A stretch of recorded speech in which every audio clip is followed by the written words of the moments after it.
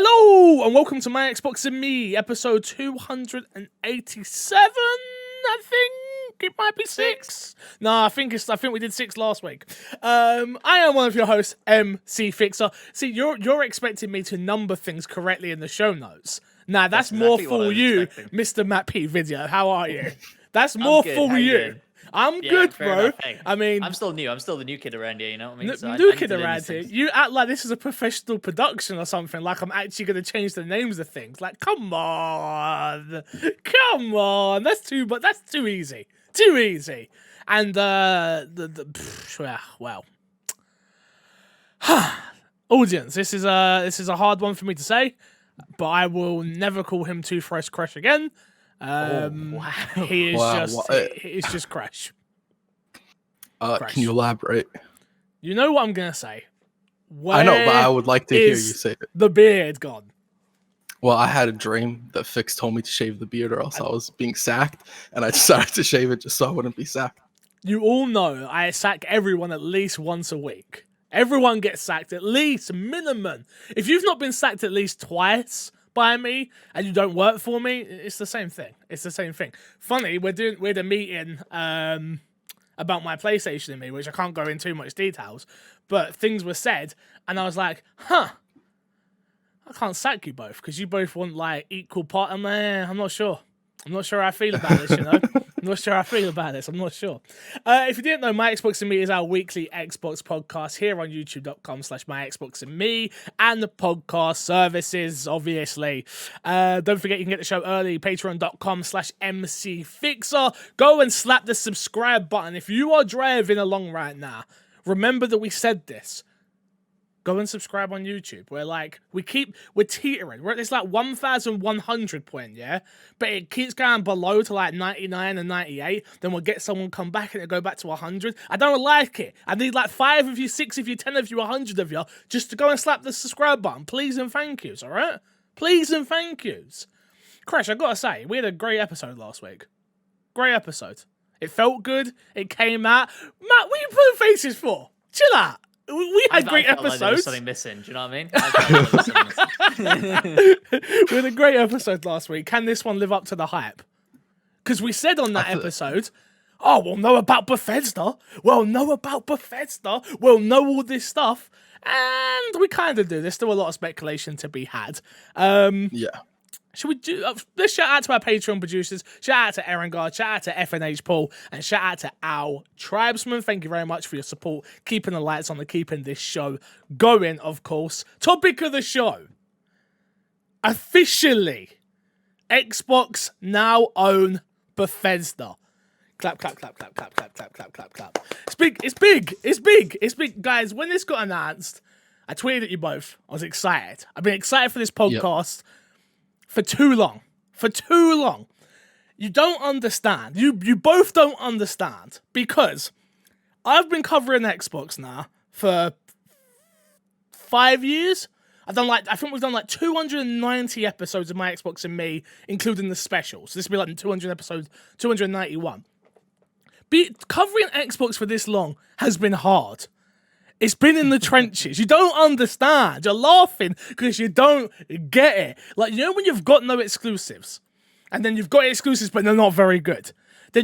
This is our moment to be happy. This is our moment to be excited. This is our moment to go, yes, we have something. Do we really have it? We don't know. We'll talk about that in a second. But where are you at, Crash? Because I've seen a lot of it's dividing the industry right now. Xbox buying Bethesda has been a huge topic of like, this is bad for games, this is bad for this. Xbox, Microsoft, I should say, are doing something terrible for gaming. What is your opinion? I wasn't really sure about it. And then I think it was last night or before last night, I was having a conversation with Ben. And we were talking about, is it anti-consumer for a company to buy exclusives? And I think the thing we ended up agreeing on is no, it's not. It's just business. It's anti-consumer when you give two people the same product, but you favor one over the other. timed sort of the exclusivity skins, time maps, things like not. that? Or... I don't think timed exclusivity necessarily falls into that. I think skins and stuff like that, special modes and things like that, do fall into it. Spider-Man? Because timed exclusivity, Spider-Man for Avengers. Yeah. Oh, 100%. Yeah. That would be anti-consumer. Yeah. Is where one platform gets all this content the other platform doesn't get for whatever irrelevant reason, right? Yeah. So I don't think that this is anti-consumer. I don't think it's bad for business. I think the worst thing would be is Microsoft forming a monopoly, which we've seen Microsoft overall be very pro-consumer in a lot of its moves. But I don't think that'll be the route that Microsoft goes. I don't think they're going into this sort of like, we want everybody to be on our platform and we're going to give you very poor deals and all this stuff because we have all the power. Yeah. Matt, what about yourself? You lean very much more PlayStation. Your Xbox is your Xbox exclusive machine, obviously. Where is your head at with this deal? My Xbox is becoming more of my primary machine, actually, with Game Pass, with sort of multiplayer games and playing with you guys more. Yeah. Xbox is becoming more used in my house than PlayStation at the moment. And I think, PlayStation have been doing it for so long, exclusivity, and having these big exclusive hitters, that it's just second nature now. We don't question it when Last of Us is PlayStation exclusive. Obviously, we don't question it. Xbox have never, well, they've had Halo and stuff like that, but they've never had too many bows to that string. Yeah. And now they have, right? And so this question of all the way they've been sort of in second place, if you like, and playing this game of, we just want you to play games. We love that you play games, cross-play, cross-progression, all these things we're going to do because we love the gamer. And now it's put up or shut up. Like, do you commit to that and say, we just want you to play these games because they're great? Or do you say, we want you to play these games on our platform because they're great? And I think, like you say, if it is just business, then they need to twist the knife here and they need to say Elder Scrolls is exclusive, Starfield is exclusive. Whether or not they can do that, because those games have, they're in some form of development. Deals have maybe already been made with those games specifically. They can do that 1,000%. With those games, deals are already put in. There's no deals done on Starfield or Elder Scrolls. There's no way Xbox buy this with those big titles. There is no deals put in place, guaranteed. Different with Deathloop and Ghostwire. Those are different. Those are different type of games, and I see why they're like, this is annoying. This is annoying because we're not going to be able to have those on our platform. But no, the two big hitters. Nothing has been done. I'm not saying they haven't worked on a PlayStation version or PlayStation version hasn't been worked on. But I do think they're at the point where they could just go, oh, well, let's scrap that. Let's focus everything on this one platform now. They could definitely do that. I think from a developer's point of view, they'd probably love to do that. I mean, Bethesda games have launched for a long time in a bit of a shoddy state on one platform or the other, more so for some reason. Like the Fallout 3 had horrible save issues on the PS3 and stuff like that. So it's probably music to Bethesda's ears, developers' ears, when they say, oh, you just work on the one architecture now and that's all you have to worry about. I mean, these machines are coming more in line with PC anyway, and they're becoming probably easier and more ubiquitous, although what do I know? I'm not a developer. But file save as PS5, right? That's what you do. So it's fine. Yeah, exactly. I think the big thing is of the way you look at Xbox's portfolio, especially if you look at Gears Tactics, I'm trying to think of the other games that come, even Microsoft Flight Simulator, if you really think about it. Like, they seem like the games are built in the ecosystem now. PC, then console. And for Bethesda, that's got to be music to their ears because their games do come out usually very buggy. Let's not sit here and act like I don't sit here and like absolutely trash Bethesda sometimes for the state of which their games come out. Doesn't take away from the fun, doesn't take away from the scope, doesn't take away from the stories, none of that. But some of their games have released in diabolical states. Like there's no arguing that, right? My thing is, of what I saw across the industry was so interesting because again, I've been doing this long enough now where I've had to take my lumps I've had to sit there and watch PlayStation buy Insomniac and have all these great exclusives, and people just cheer. Wow, amazing. This is great. PlayStation this, PlayStation that. Now, Xbox have decided to go and get one of the biggest game developers out there, being Bethesda, with some fantastic talent, with some of the biggest IPs. And it's not being celebrated within the Xbox ecosystem, it is. But from a gamer's perspective, no. Not being celebrated the same way. Even some of the influencers I follow and the tastemakers and the people, the opinions out there on Twitter, I'm just like, hold up a minute. We've watched what Sony have done. They have built a fantastic first-party library of games with storytelling. So Xbox have gone for a different approach, and they've picked up Double Fine and In Exile, and now Bethesda, amongst plenty of others. They're building up a huge library of first-party games, we hope. And yet we're not celebrating it. We're not celebrating it the way we would. I know the way people would if it was Sony. And it just really frustrates me. Because I'm the first person to call Xbox out on their bullshit. When they do something wrong, or they put out a poor game, or something's not right, I am there to hammer them. But when they do something good, and they are building something for their player base, like I think they're doing with this, we have to celebrate it. We really, really do. I think there's Sorry, go on, Crash. You can go. No. No, you go. You out. Okay. There's two things. I think Microsoft being the underdog really doesn't help them in this situation. I think if the shoes were turned and Microsoft was more popular, the more popular of the two, and they made this acquisition, it would be viewed in a much better light than it is. Yeah. Like if Sony were the one to be buying ZeniMax, I think people would be hyped about it. People would like it. They'd be like, oh, it's finally going to be unbuggy games. They're going to get the funding they need, etc., etc. And that's just not what it looks like here. It's like you're taking these games away from the bigger player base, and that brings me to part two. And it's like we don't know what's going exclusive and what's not going exclusive yet. So let me just jump in here. We'll quickly read this from the Xbox Wire, written by head of Xbox Phil Spencer, and says, I want to read just the main paragraph to start here, which is, this is an exciting day for Xbox today. We officially complete the acquisition of ZeniMax Media, parent company of Bethesda Softworks. It's an honor to welcome the 8 incredible, talented development studios, Bethesda Game Studios, id Software, ZeniMax Online Studios, Arcane, Machine Games, Tango Gameworks, Alpha Dog, Roundhouse Studios, and their passionate global communications to the Xbox family.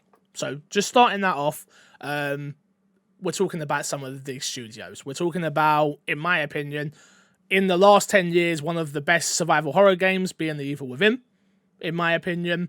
I think ZeniMax Online have done a great job with Elder Scrolls Online, even though it's not a game that maybe I would play right now. Got more chance of me playing it now. If they make something new and it's another MMO, that's going to be fantastic. Arcane, obviously we know what Arcane have done. It's the breadth of talent that we've got here, right, is super amazing. Which is the first point of all of this. It doesn't matter the quality of the amount of talent you get. It's about the quality of studios you're getting.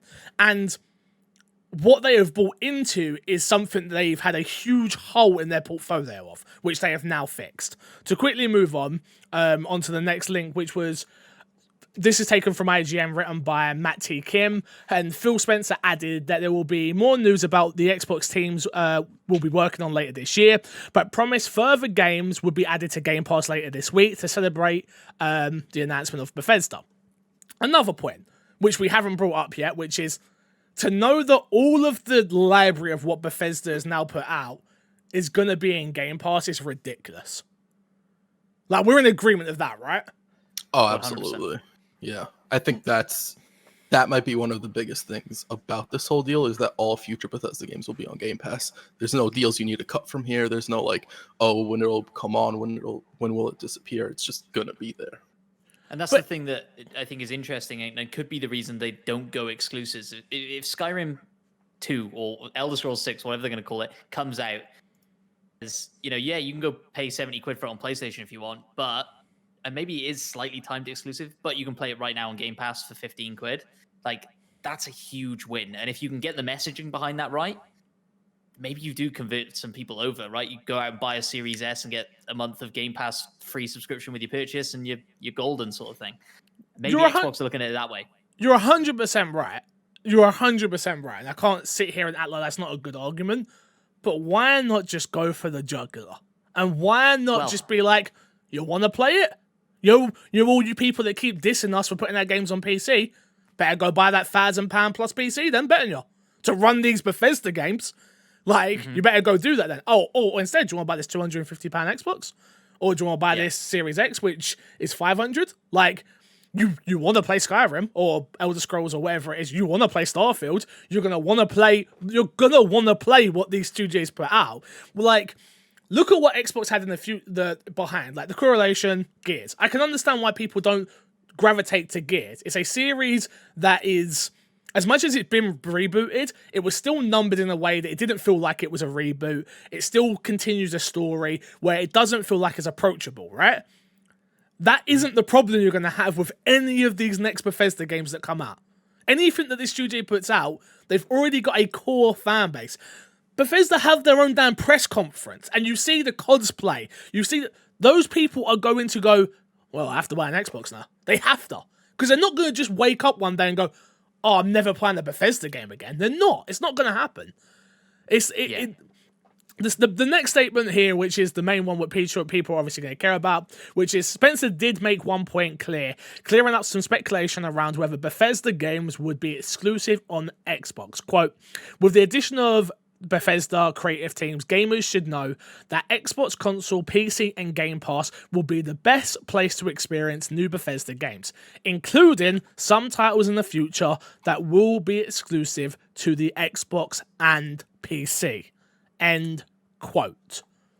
So we have it confirmed that some games are going to be exclusive in the Xbox ecosystem.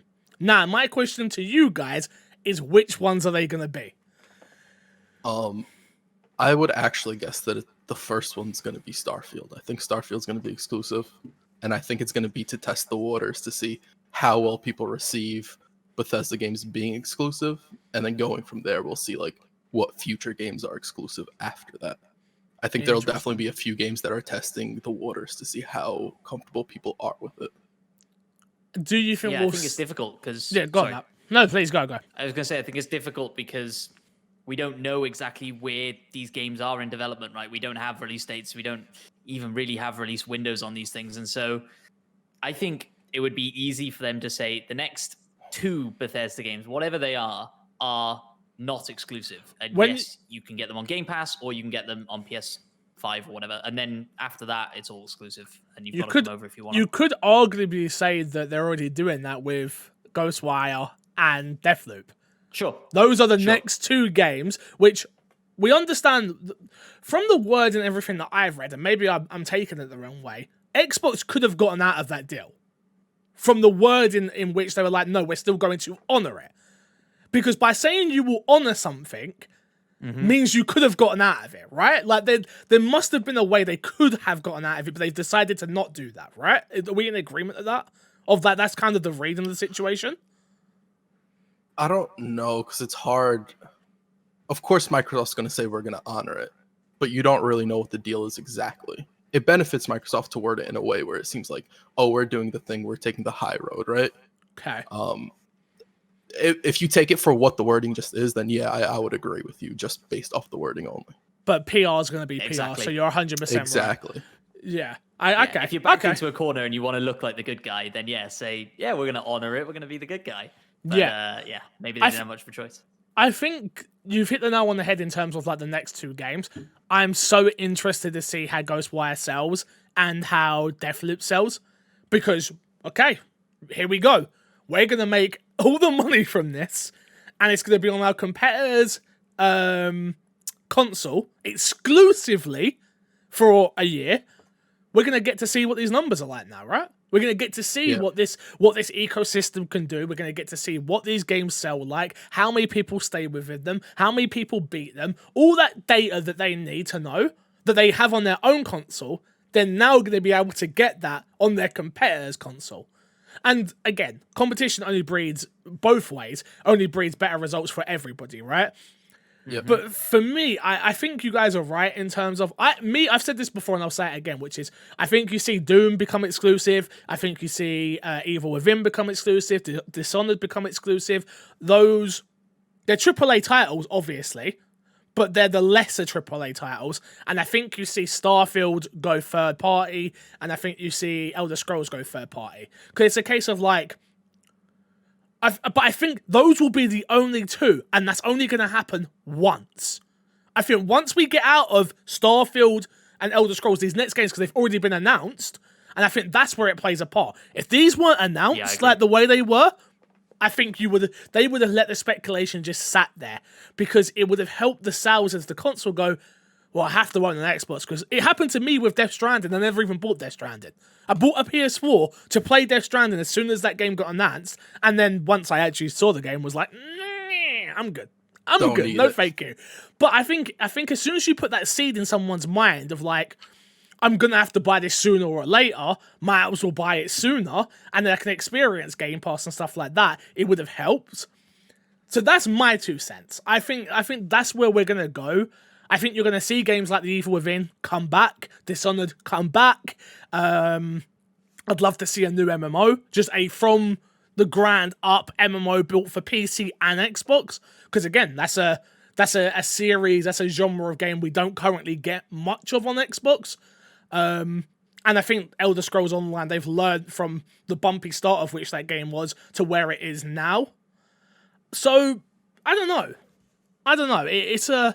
It's an interesting situation to be in, I think.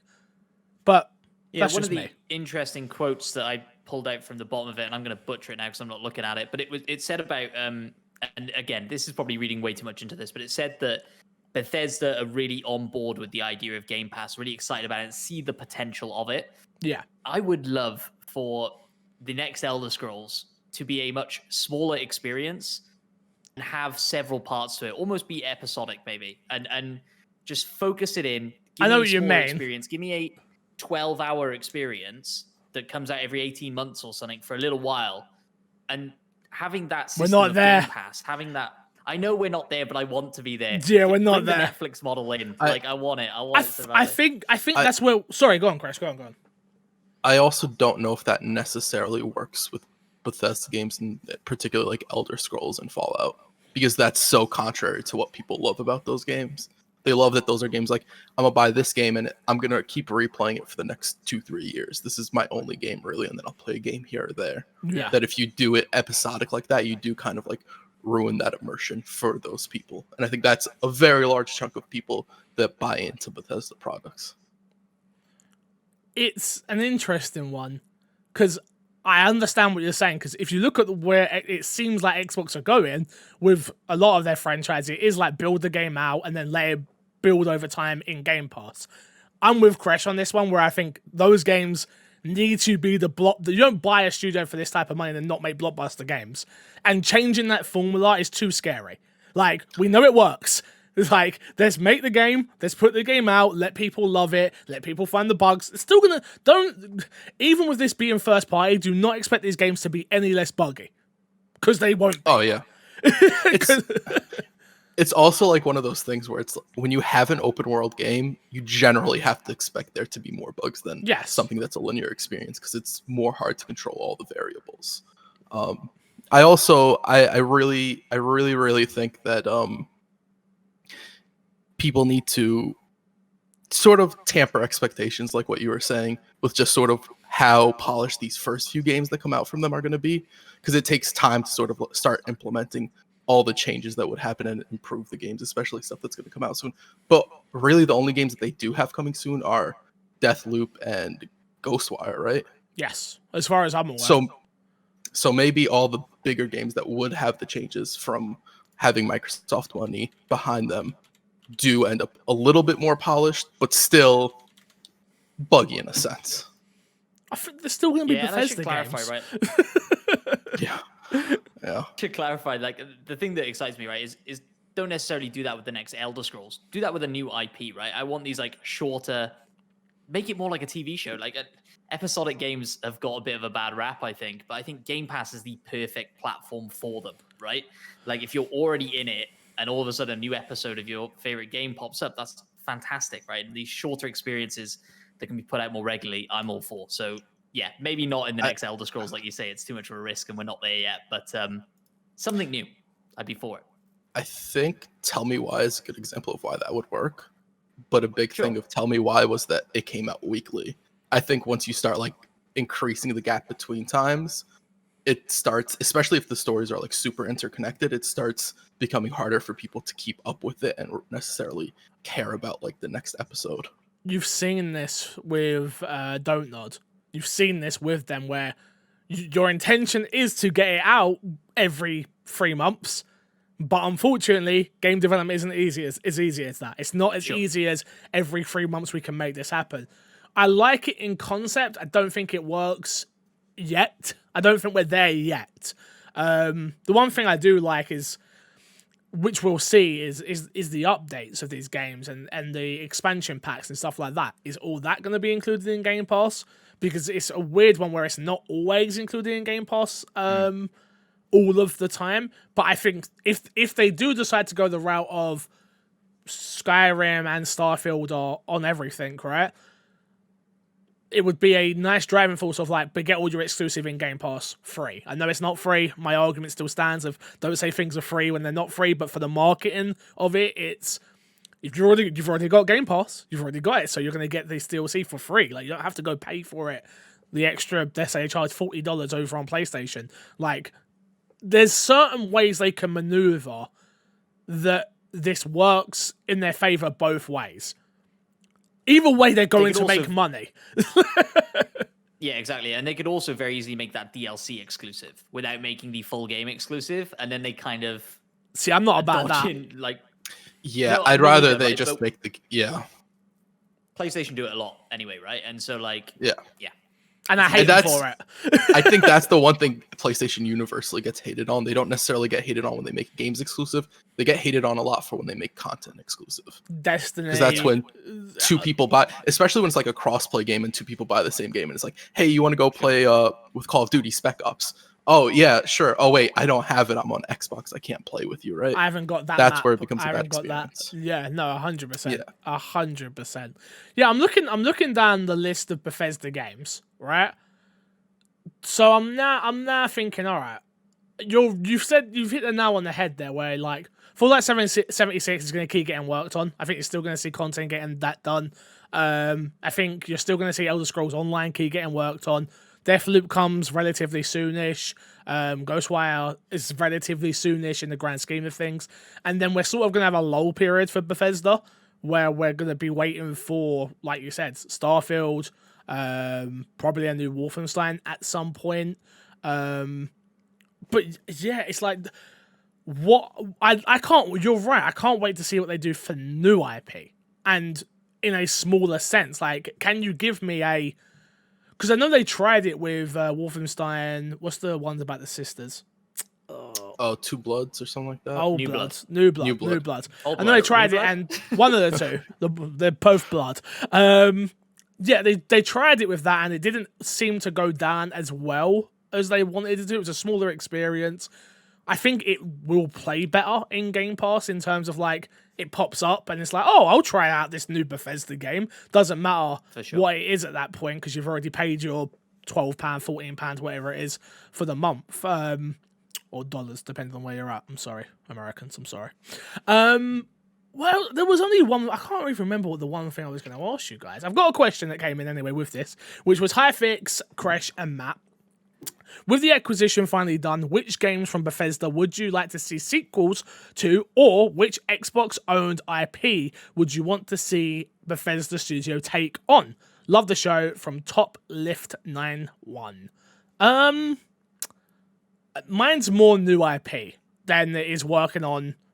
I've never been a Bethesda guy. Like, I'm excited by this, but the only Bethesda games that I've really drived with have been The Evil Within 1 and 2. Like, those are games that I get behind, I own on disc.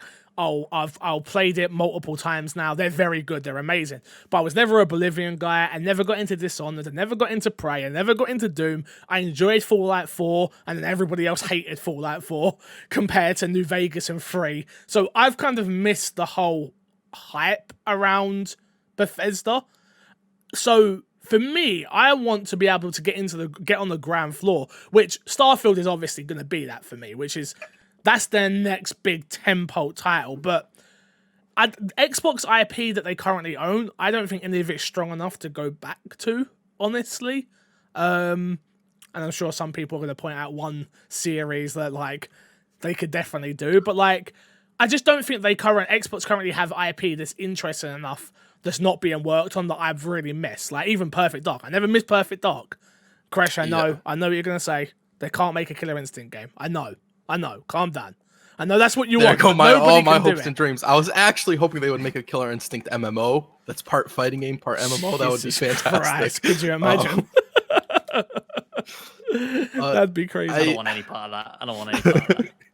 I think in general, I agree with you. I can't really think of anything Xbox-wise that I think would also fit Bethesda as it is right now until we start seeing them make new IPs and in what directions they go with those. It's kind of hard to fit them with any Xbox IPs. And as far as sequels, I'm 100% on board with you. I was never a Bethesda guy. Like I played a game here or there. They're fine. They do their job really well, and they fit that market that they're aimed for really, really well. Probably the best at it. But that never necessarily did anything for me. Yeah. What about you, Matt? Yeah, I'm in total agreement. I would be more excited to see new IPs than I would be sequels to games. But I think part of the reason Xbox are looking to purchase Bethesda, right, is those IPs, right? Like that is a big deal. Elder Scrolls and everything else in there, you know. So the one I was just looking at then was Prey, right? The Prey reboot was certainly a mixed reception sort of thing. But I think that's kind of an easy win if in the summer we get some sort of splash screen that is a title for a new Prey game that is maybe 2-3 years out, whatever it is. I think that is an easy win. And again, it's one of those things that people kind of know of in the back of their mind from ages ago. They heard there was a reboot, but probably didn't play it. If it shows up on Game Pass, a lot of people are going to click through, right? A weird sci-fi kind of horror style thing. I think it's an easy win for them. So I wouldn't be surprised to see a new Prey game before the end of the year, even if it is just a title card. No, I don't think we're going to get any title cards. Obviously, the rumors was the event was meant to be today.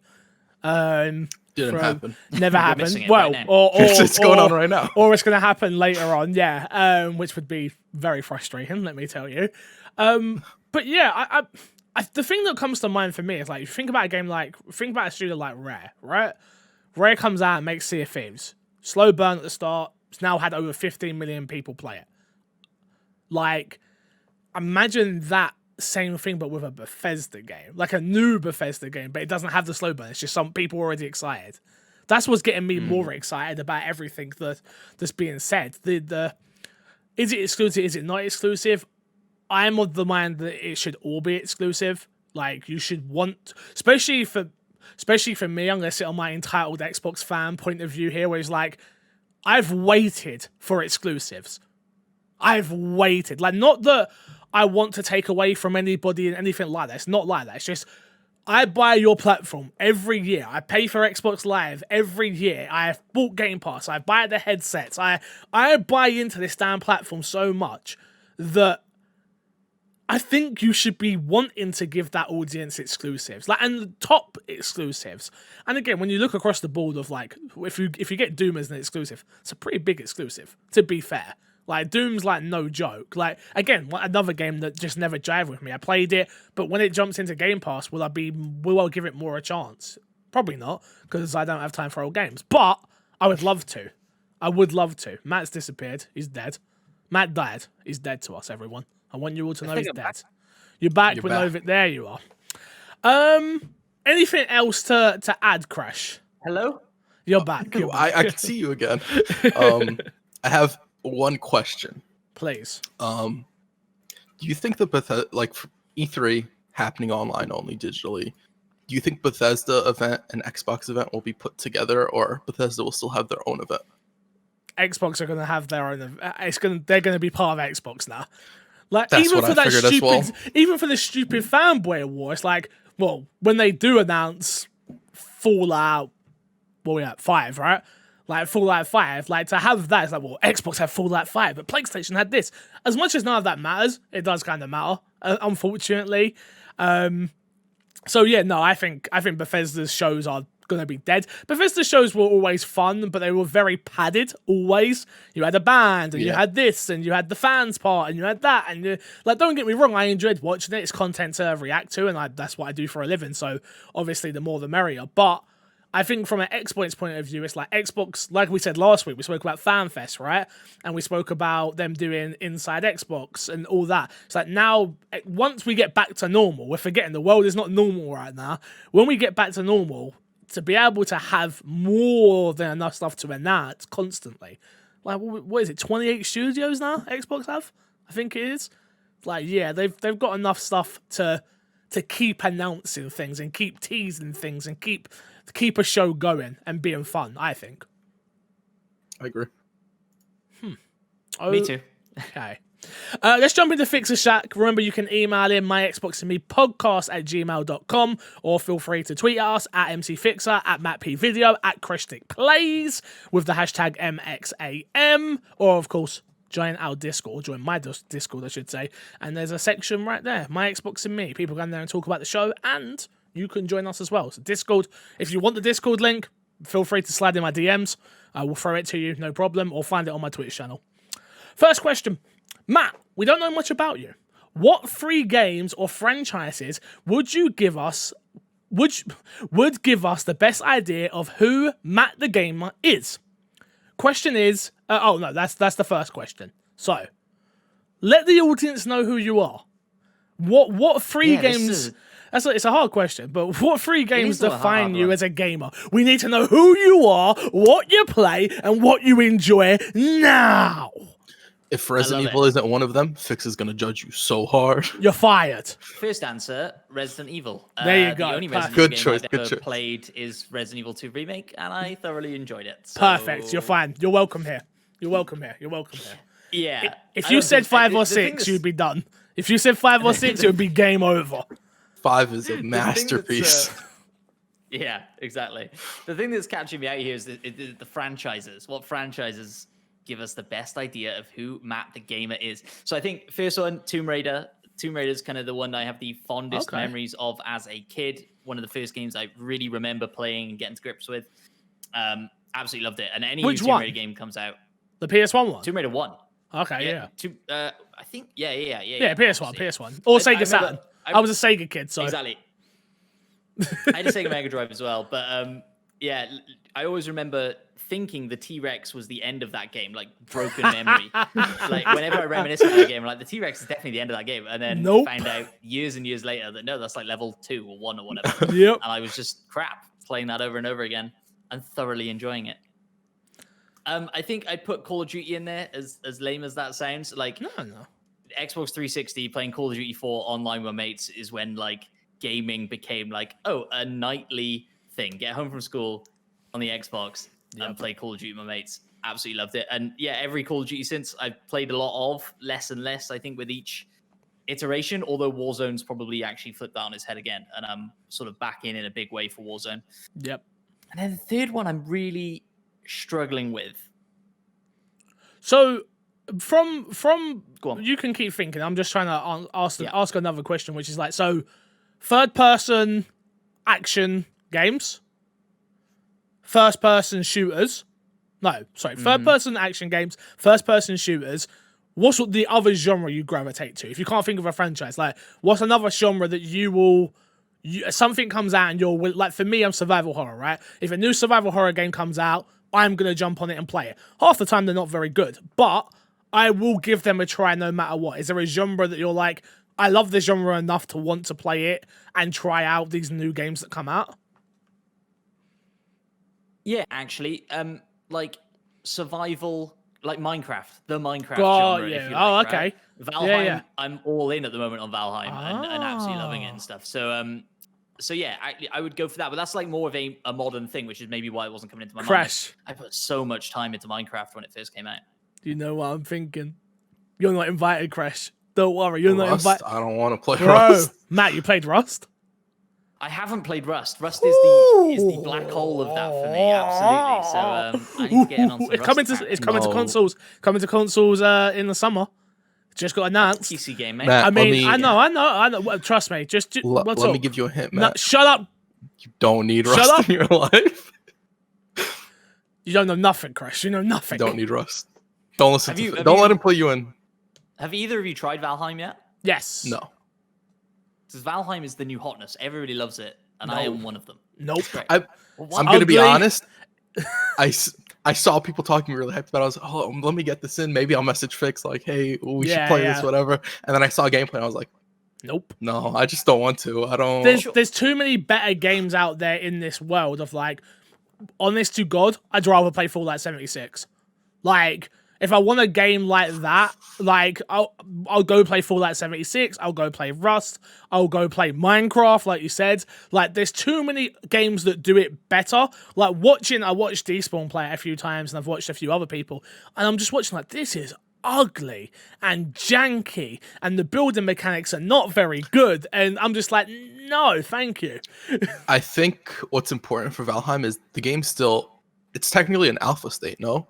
It's an early build. It's still not like fully out or anything. It's early. I think it's early access. I think so. So, but it ain't gonna change. Like one thing to or Grounded. I'd rather go play Grounded. Like, there's just too many other games similar to that. Where I understand that it's a different game, different world, different this. I understand all that, and there are definitely mechanics in Valheim that look interesting that I think these other games can learn from. But I'd rather go play any of those other games than play that. I bought it, and was like, I wish I didn't buy this. Is it just a visual thing for you? No, it just doesn't control very well. Like, in comparison to like Rust, especially. Okay. Like, I want to build a base in Rust, right? It's very easy of like, this is how you do it. You build it, boom, boom, boom, boom, boom. You learn. Here you go. Valheim for me it feels very clunky and not very fun to play. I get that. That's just a me thing though. Yeah. I think being thrown at the deep end as well when you start that game is rough as well. I was lucky in that I had two mates already playing it. They'd already built themselves a house. They even had a little pig farm on the go, and so I joined in and they just showed me the ropes, and that's probably the best experience you can get for that game. See, I disagree. I prefer being thrown in and not knowing, because that's half of the fun in the start of those games for me. Especially, I remember when we played Rust for the first time, Crash, where we're just like running around like, oh, what do I hit? I don't know hit what a tree, we're doing. And there's a bit of wood comes, you're like, oh, like you're learning all those mechanics. Where do you figure all this stuff out? Yeah, and then you get shot in the head, and you have to start over. And then you realize that's what half the game is just getting shot in the head when you're just walking about. Yeah. That's fair. I don't have time for any of that. See, I'm just saying, don't try Rust. Oh, but you have.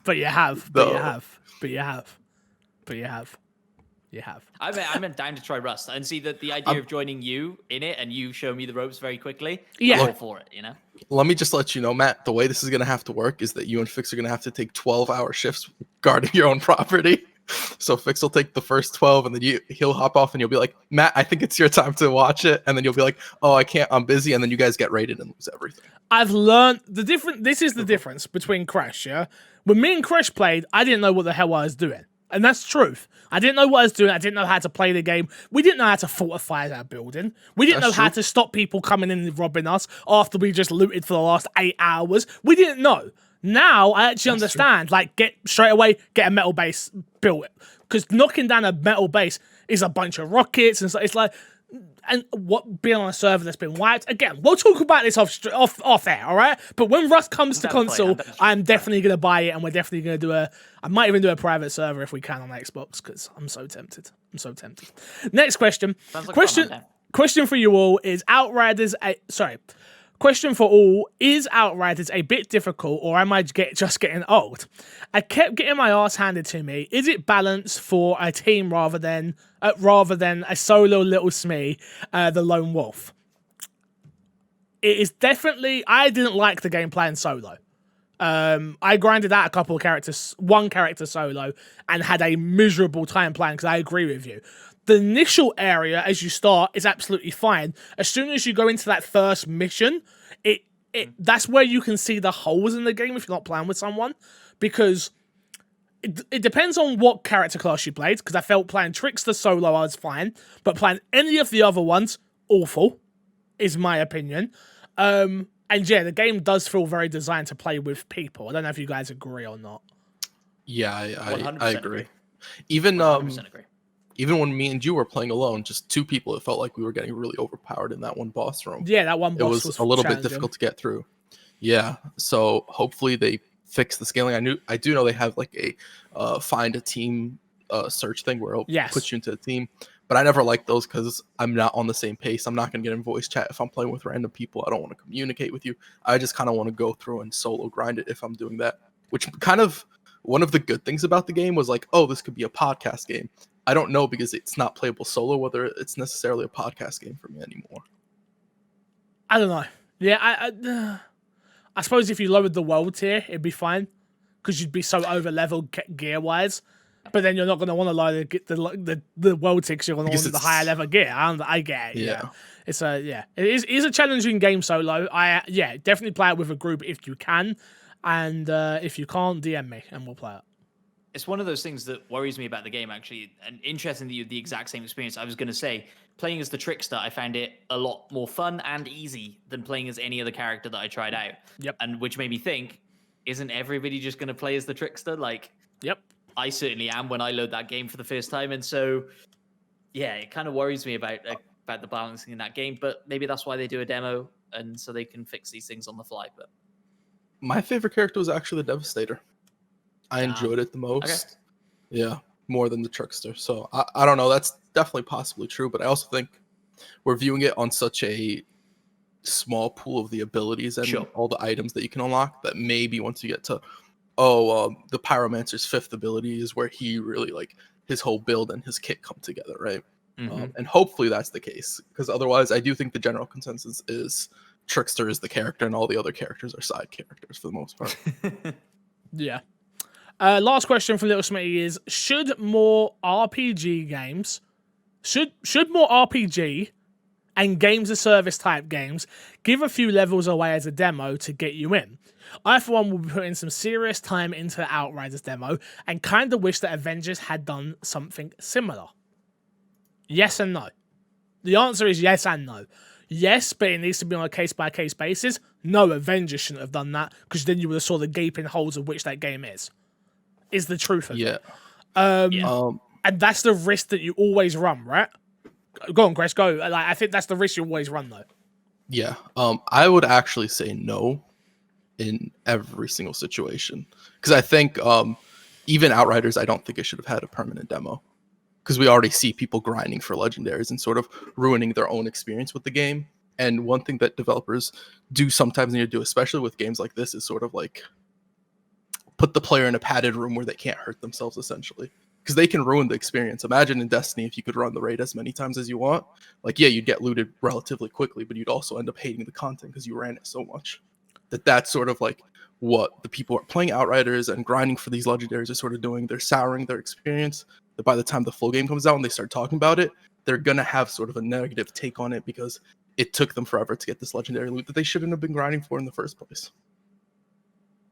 Yeah, I think it's an interesting one. I think probably more often than not, you're going to hurt yourself more by doing this than not doing it. And you're absolutely right about Avengers. I think if they'd come out with a demo that everybody was excited to play, you would have seen a lot of people not pick up the full game that did pick up the full game. Well, we saw it with the beta, right? Like, we played the beta. Like, I remember us all playing the beta and all going, this is fun, but something's not right. I remember us having that conversation, or at least having it in Discord with people and stuff, where I'm like, this is fun. I wonder what the end game is, or this was fun. Which is this? Honestly, guys, we could copy and paste our conversations of like, insert any games of service game is going to be the exact same thing. Where again, with this, with Outriders specifically, my expectations are so bloody low for its endgame that I'm just looking forward to playing a new game. Because there's been nothing that's come out, right? April 1st comes, I'm going to get to sit down, play a 35-hour campaign of me running through with the Trickster, probably, or whatever character, with a bunch of friends while we're grinding loot, and we're going to get to the end, and then I'm probably going to go, perfect, Resident Evil's here. Like, that's probably how the situation is going to go. And I think one thing I will say about this is content creators have very, very, very different opinions on this to a normal consumer, right? Because a content creator is sitting there for, let's say you're a full-time streamer, 8 hours a day, you've made Outriders your main game, right? You already want to try and build that up in the demo, which I understand your point, Crash, but it's like, you need those legendaries in this demo because you need something to keep playing the game for. And unfortunately, that's the business of what they're trying to do. And the developers do also want you to keep talking about the game, so they want you to keep streaming the game, which in turn, it just leads to this big ball of, oh, I'm not sure what to do.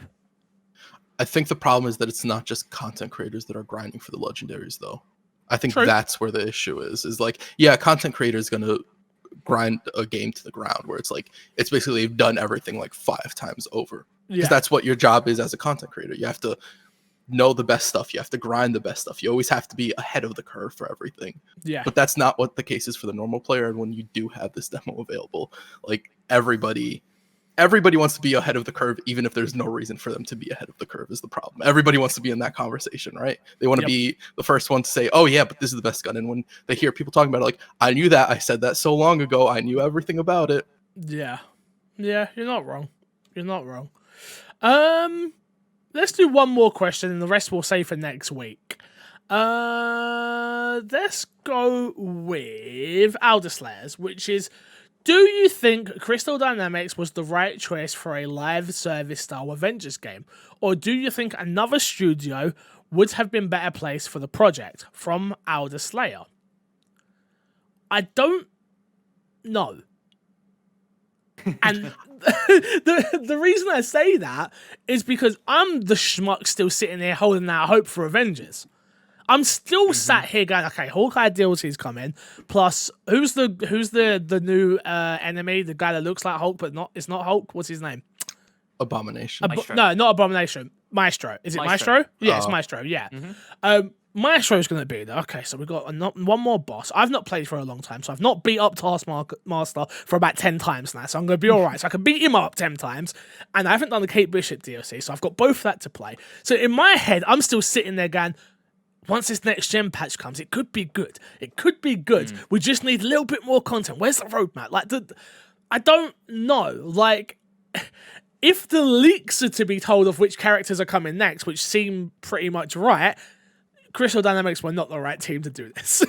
Because the characters that they've decided to make are just not the characters that I would have wanted from a huge Avengers game. This isn't an MCU, this is just an Avengers game, right?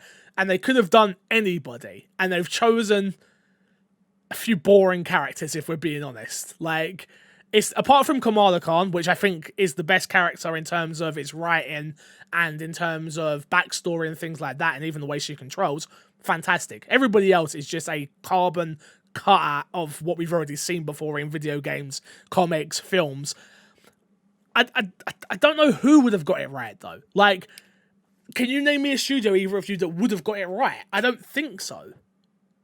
No. I think the problem, like, the answer to the question is yes and no. The reason being is 2 different games were made. The campaign, really good. I think Crystal Dynamics, the right people to do the campaign, right? Yeah. But then everything else around it, all the grinding, all this looter-based game, like, I don't think that was a Crystal Dynamics job. The reason people were excited when they first heard it was Square Enix is because they think about RPGs and they think everything Square Enix can do, or even in an MMO space, you have Final Fantasy 14. And like that could be a recipe for success. And then what you get is just sort of like, oh, it's Crystal Dynamics. It's not really a campaign game. It's this half mixed bag. The campaign plays really well, but then everything outside of it just doesn't work. And my reasoning, the way I see it, is like, I don't think Crystal Dynamics was the right studio for a majority of what this game is. That's fair. Yeah, I think you're absolutely right. I think if the recipe is bad for the cake, it doesn't matter who you give the recipe for. The cake's going to be shit, right? And so I think that's kind of what happened here, right? Like the game tried to do too many things, maybe, or not focus enough, or didn't really know what it wanted to be, and ended up just being a bit of a mess. And so I don't think any other studio would necessarily done it better or worse. I just think maybe it's the wrong approach. Yeah. No, I hear you. I hear you. Let's move on to this week's dashboard. We've got some bit of news to jump into, so let's quickly go in. Xbox still hasn't announced games coming in 2021. Oh, thank God. That's me saying that. Xbox Director of Programming Management, Jason Rowland, has made clear that there are unannounced Xbox games scheduled for release in 2021. Speaking on the Iron Laws podcast, shout out to the Iron Laws podcast, friends of the show, shout out to them, episode about the Xbox Series X, and S. Rowland was asked what game he was most looking forward to in the year ahead, which he replied, quote, "Not all games that are releasing this year have been announced," end quote. Yes, that's end quote. This is what we're scraping on right now. This is all we're getting from people. Are you guys at least happy, relieved is the word I was looking for, that we do have something more coming? And what do you think it may be? Because the rumor is Horizon 5. I wouldn't be surprised if it's Horizon 5. I don't think it would be anything that would super get me hyped at this point, unless it's a Killer Instinct. If it's a Killer Instinct, announce it sooner the better. The rumor around that is they want to make it, right? The rumor around that is they want someone to make it. For a studio to make it. Yeah. Yeah. But no one wants I hold out hope. That's they put that out there as a red herring. They got it in development. They're close to finishing it. Okay. Yeah, I don't know what they could have that would be big enough necessarily that they could keep hidden. That isn't a Horizon that, we've heard that there are rumors that that's what it is. Yeah. That would really make an impact. I would think it'd be a smaller game probably. I'd love to be wrong. I would love for this to be like a huge bomb that they could drop. That would be fantastic. But I just don't see that being the case. Yeah, it's definitely not a huge bomb. Go on, Matt.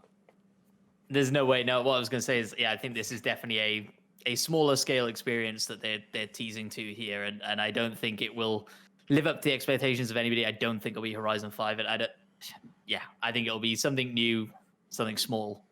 You want to make a pizza bet? You want to make a pizza bet that we see Horizon 5 this year? What, you think Horizon 5 is coming this year? Don't take that. Okay, bet. I'll take it. I'll take it. What pizza? Cool. What's your pizza of choice? Domino's, obviously. Well, pepperoni passion, barbecue base. A huge stuffed crust. mistake. I agree. No. Wait, so where do you order your pizza? Anywhere but Domino's. What was you going to say? Oh, whoa. Were you going to say Papa John's? No, I was going to say Pizza Hut. See, Pizza Hut used to be the one. Crash, we don't all live in New York, bruh. Chill. Look, right? I don't care. It bothers me. I hear this and it bothers me. I can't help it. I think whoever loses the pizza bet should just buy the other person a pizza, but the person who won doesn't get to decide what that pizza is. The person who loses decides what the pizza is, and they just send it to your house. I like that. Okay. That's good. I like that, and especially because we don't do it for Crash. That's the most important part here. That'd be a big delivery fee on that.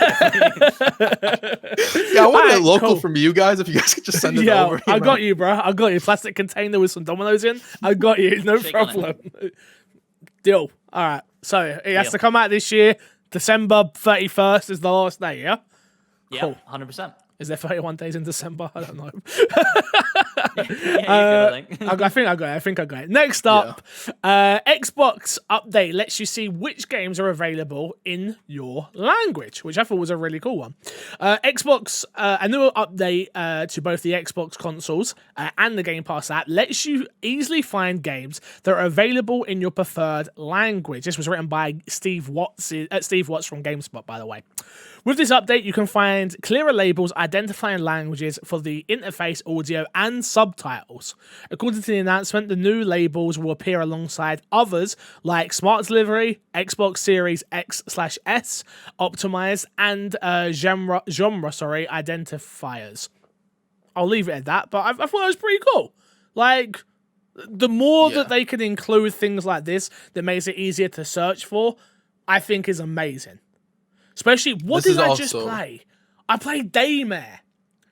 So, does anyone know what Daymare is? It's the Resident Evil fan-made game. Bro, it's one of the most unaccessible games ever. There's a puzzle where the whole keyboard's in Greek. Nice. Nah. You think I know how to read Greek? They probably just wanted you to Google a little bit. That's what literally my chat had to Google it for me. And even when they gave me the answers, I got it fucking wrong. Oh, It was terrible. It's terrible. But yeah, I think this is really cool. I'm any of this little stuff that they're doing in the UI, I think's dope. Yeah. The EA Play label, the Series X optimized label. Now you've got languages, genres, all that. I just want them to do one thing, which is I want them to do a label which is the year the game came out. That's what I want. oh, Because I obviously, would like that. I'd love that. Just a little thing in the corner that I can turn on and off. It hasn't got to be there for everybody. Just if you're going to do all this, which again, this is way more important than my little thing, but I'd love to know the year the game was released. Because I get sent a lot of games, a lot of indie games as well, and I forget. And then like we do our Game of the Year roundup, or when there's a lull period, I'm very much old games old. So I want to only play games in 2021 now, right? And I just look at a game and go, should I play this? I'm like, nah, it's old game. I have to Google it and all that. Nah, like, just give me. And Steam has this, and like, I would like it. I would like it personally. You know, just a me thing. That's fair. It's just a me thing. Anything to add on this? Languages? You guys like languages? Yeah, it's something that I feel like, as all of us being English speakers, it's a very underrated feature that we might not think about. So Yeah. it's just really dope that they're looking out for something like this and adding it. True. More accessibility is always a good thing. So Yeah. Exactly. hats off. Next up, Resident Evil Village. Capcom warns fans about early access scam emails. Yeah, I got this email come through from Capcom like, hey, don't this email, which I'll get into, don't respond to it. I was like, damn, you totally would have got me. The email read like this, which was, hello, we hope you're very well. We're sending this message as you may be aware that there are currently emails circulating that pretend to contain early access invitations to Resident Evil Village. The sender address is being displayed as a no reply at capcom.com. We informed you that these messages are not from Capcom and appear to be phishing. Is that phishing? PH? Yeah. Phishing? Phishing, Yeah, sorry, you know when I'm thinking F for phishing and I'm like PH, you know, dyslexia off, F that, all right. Efficient attempts by an unauthorized third party. If you have received such an email, please do not download any files or reply and delete the message immediately. So, some scumbags are taking over my game, boys. How dare they? Yeah. Fuming. How dare they? Fuming. How dare they, you know? They Fix, could do did it to you- any other game. It weren't me, Crash. Calm down. Did you respond to them, Fix? I just gotta ask. No. You sure? No, I never got an email, thankfully. I never got an Okay. email. Do you think if you got the email, do you think you would have responded to it if you had not seen Capcom's? So quick. Okay. So So quick. quick. Well, Capcom just sent me, for those didn't see on my Twitter, they sent me a Ghost and Goblins underwear set with some strawberries and like this whole thing for the new game that just came out on Switch. So I would have just took it as, oh shit, man, early access for Resident Evil started really early. Like when months Right. out, I'm like, yes, get me in. I would have been like, yep, download this. Virus would have been there. Would have took all my bank details. I would have been done. That would have been me over with. Done out here. All my bank accounts been emptied. I'm just sat here in like a cardboard box. Like, guys, I need help. The podcast can't go anymore. They took my cameras. What the hell happened? Like, you just never know. You never know. So watch out for that if you didn't know already. Next piece of news is Fortnite is getting its first single player story event, which I thought this was really cool. Fortnite will soon provide players with a single-player story event that acts as a conclusion to the event of the season, of the Battle Royale. When Fortnite Chapter 2 Season 6 launches on March 16th, not long, the first thing players will be met with is the Zero Crisis finale, described as a solo experience by developer, Epic.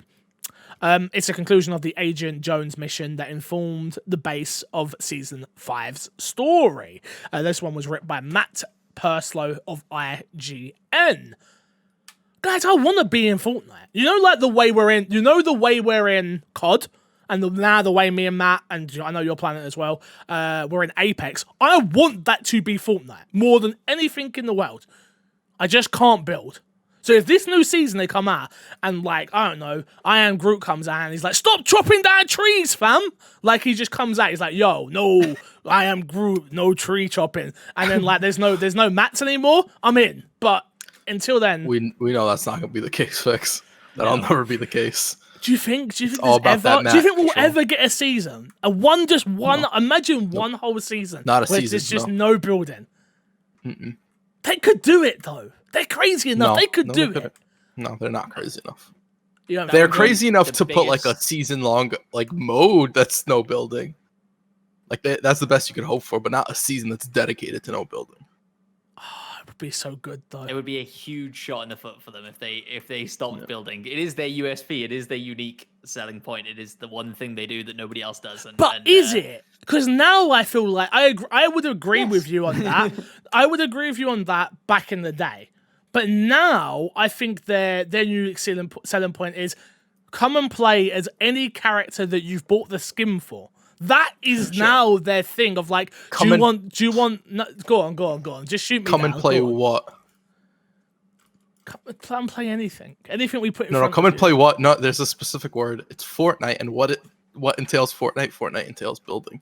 I understand what you're saying, Fix, and I'm with you. The most fun I've had in that game is when they were like, you can hold 30 mats of everything, and that's all you can have. That's the most you can build. That was a fantastic time, Fix. I loved our time together in the game like that. I was like, maybe I can get Fix to go on a dinner date with me in this game, and then they took it away, and I was like, dinner date's never happening, you know? I don't see it happening, Fix. I gotta let you know. I don't see it happening. But it could. Anyway, do you not think with a little bit of practice you could get there, Fix? I've been there. I've done it. Like it's not I think you guys are forgetting that I got raided by Aiden for 3,000 people watching me. Wait, as a Fortnite streamer. Don't forget. Wait. Can you crank? Have you ever had the ability to crank 90s, Fix? Answer honestly, not this like macho. I can crank 90s like crazy, bro. I want like, can you crank 90s, Fix? Let me tell you something, Crush. I want to let you into a little secret. Yeah, I've been cranking 90s. Okay. Since I was born in the 90s. Let me tell you, fam. Let me go, fam. Let me go. You don't want this, yeah? Go, King, go. I have been... Look, have you seen my movement? Look at my control. Let me show you. The video people. Look at my control. You see this? Watch. You go... Yeah. Bam! It's done. Okay, Fix. I crank 90s for fun. Cranking 90s is like riding a bike. So turn on your Fortnite, turn on your Elgato, screen share, and show me you cranking 90s. I want at least 5 90s in a row cranked. I got you. 1 second. I think my Xbox might have bricked. My bad. My bad. Too bad. Sorry, my bad. Anybody cranks 90s on a controller either. I think Fortnite has become kind of. No, you can crank 90s. No, you can crank 90s on controller. I've been doing it since the 90s. Maybe you can. Since the 90s. Maybe you can. You cannot. Why are you lying? Are you before somebody thinks like Fix is that good at Fortnite? Fix cannot crank 90s everywhere. Bro, you're disrespecting me. Don't make me re-download Fortnite and show you. I think you're disrespecting everybody who has and still plays Fortnite to some degree and has never been able to crank 90s by saying you can crank 90s. I'm the best Fortnite player. Bro. I'm the best Fortnite player here. No. Oof. That's not true. I was not bad. You want to know who's better than you, Matt? I put my money on Matt. Have you seen this man play COD? Matt would smoke you in Fortnite. But he wouldn't. You want to know why? Because you're Fix. You want to know why he would smoke you? Because you're gonna be busy trying to crank 90s, and your old man reflex. You're gonna be like, "What am I doing?" Nah. So look, you guys are reckless. You're talking reckless. I'm not gonna stand for it. New season comes out. Me, Crash, Matt, we're jumping into Fortnite. Let's do it. And you're going to see who's the best. Because I remember playing this game and being like, Crash, you got to build, man. Crash, build. Crash just dies every 2 seconds. He's rubbish. Let's be 100% honest. You were playing that game 24/7, and the only time I played that game was like, I really want to play some game with Fixes, and Fix doesn't want to play games with me, you know? Fix is all on this Fortnite-ish. When I was on it way back when, I was like, Fix, we should play Fortnite. Fix is like, that game's trash. Leave me alone. I got my PUBG. Yo, me and Crash we are literally a husband and wife. It doesn't matter which, or husband and husband, don't fucking matter. Like, because literally, anytime, so it went like this, Matt. It went PUBG, plan PUBG together. Crash is like, fuck PUBG, Fortnite. I'm like, fuck Fortnite, I'm staying with PUBG. All right, keep playing. I come down to Fortnite. All right, cool. Yeah. Love Fortnite. Then where it goes? Oh, the Apex. Cool. Yeah, I'm loving Apex. Me, I'm like, no. I'm coming down to Apex play. No. I'm on to COD. Chris comes down to COD. I'm like, bro. Stop leaving me! Like, can you see what happens here, Matt? I'm ahead of the curve, and because Fix isn't playing with me, I'm like, I gotta move on to the next thing because I don't got my homie 100%. around. You know? 100%. so, and now I'm the best battle royale player on this podcast. Okay, I don't. That's because you play the most battle royales, and also you're not better than me at Wow, are you actually trying to shame me? Like you're shaming me for playing video games? This is madness. I just broke No, my I'm phone not case. shaming you. I'm just saying your statements are relevant. I broke my phone case. I was fiddling. No, you didn't. Wait, did you really? Yeah, the bit at the top, I just broke the plastic on it. Ooh. Don't worry about it. Doesn't matter. All right, we can move on. But that Fortnite stuff might be fun. I look forward to it. Next up, last story, and I was going to try and end this podcast within an hour. Teenage Mutant Ninja Turtles Shredder's Revenge is a retro brawler coming to PC and consoles soon? Question mark. Did you guys watch the trailer first? I Yes. did not. I saw some screenshots. The trailer is fucking hype. I heard it's made by the same people that made Streets of Rage 4? Streets of Rage 4, and they also made Scott Pilgrim. Which I didn't know the people who made Streets of Rage 4 made Scott Pilgrim. Yeah, but and Scott that's Pilgrim, like apparently a really it's all right. fix. What Okay. would you want from me this episode? No, You want me to I'll lie let to you? I'll let First you, you I'll want me let you to have that. First you want me to lie I'll let you about have cranking that. 90s. Now you want me to lie about Scott Pilgrim not being as good as Streets of Rage 4. What do you want from me? Okay, are we going back to the cranking 90s? I didn't want you to lie. I thought wanted we you to were tell done. the truth. I thought we were done. I did too. My Xbox and no, Me I- audience, it's- I need you to do me a favor. I need you to email in my Xbox and Me podcast@gmail.com or put it on Twitter. Tweet at Kresh if you think I can do crank 90s since I've been doing it since the 90s. I let him know. At Kreshnik Plays. Tag Matt as well because Matt deserves to be tagged, and also tag me. Sure. Like, make it happen. I crank 90s, boys. It's ridiculous. You have all the You gear know to what? prove Crash wrong, right? Like it's very simple. I don't have the game Just installed. stream Fortnite. Yeah, just Well, show me. that's All you have to do easily is show me fixable. you crank 90s right now. It's like riding a bike. I can't. You can do it on PC too. You can plug in your controller. New season. You have to wait. So- I have to wait for the new season. Oh, I'm not talking about streaming it to everybody. Just show me real quick. Share it over Discord. But And I will sing your praise to everybody in every game and every BR. Fix is the best BR player I've ever seen. Teenage Mutant Ninja Turtles, who's guys. that? Teenage Mutant Ninja Turtles. Shroud, who's that? Shroud can't Okay. crank 90s like me. Come on, get out of here. Get out of here. Are you excited for it, Matt? Or not really? I am not a Streets of Rage side-scrolling brawler guy. That is not my forte whatsoever. But sure, look, if it's multiplayer and it's a laugh with your mates, then that's tick 2 boxes for me. That's already. you, So, isn't it? You're like me, where it's like, I just want to play games with people. Like, just be there. Just Just be have fun there. with people. Yeah, exactly.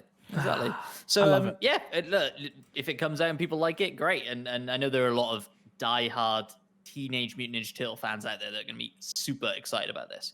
And you're right, the trailer that came out was Hype. nostalgic as hell and Oh. hype as hell. So yeah, Hype. It was just Teenage Mutant Ninja Turtles.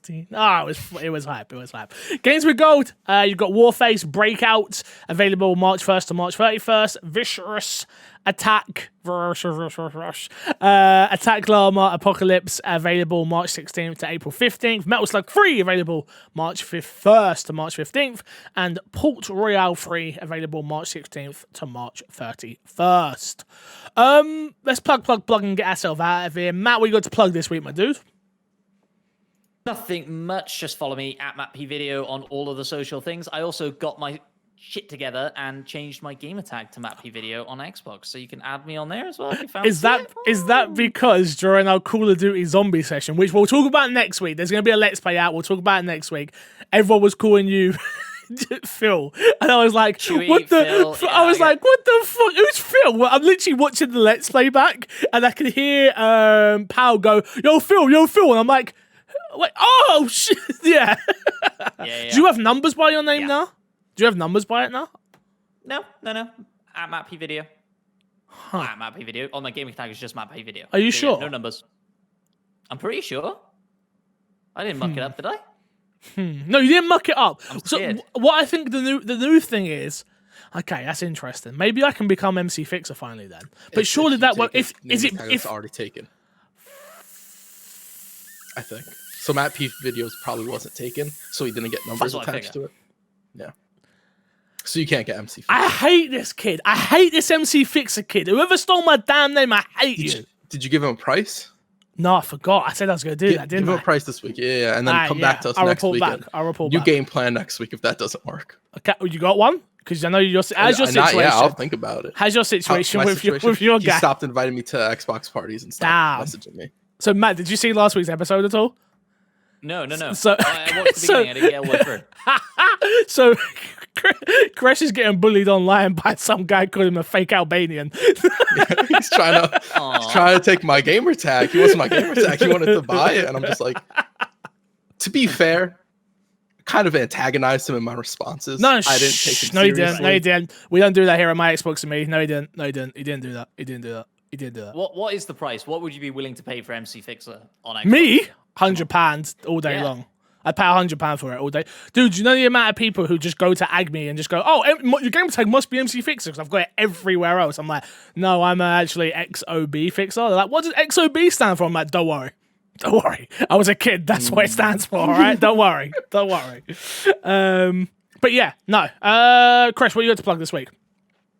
I actually, nothing to plug, but I want to shout out Will Powell over on Twitter. We had asked for feedback last week. He gave us feedback. And for the foreseeable future, if you guys give us feedback, I will continue shouting you guys out. So shout out to Will Powell for giving us feedback. Please give us feedback. Please send us questions. Please, I'm begging interact you. with I'm begging you. We know you listen. We see the numbers. We're begging you. Just please. You can follow me everywhere at MC Fixer. The big one right now is I'm trying to get to, on my personal channel on YouTube, I'm trying to get to 5,000 subscribers. So if you haven't subscribed to my personal channel, it's where I do gameplay, I do unboxings, I do reaction content. So if any of that is up to your field, I totally understand. The 99.9% of our audience is audio listeners. Totally get it. But if you have a YouTube account, just go and slap a subscribe on the accounts. Doesn't matter if you look at them.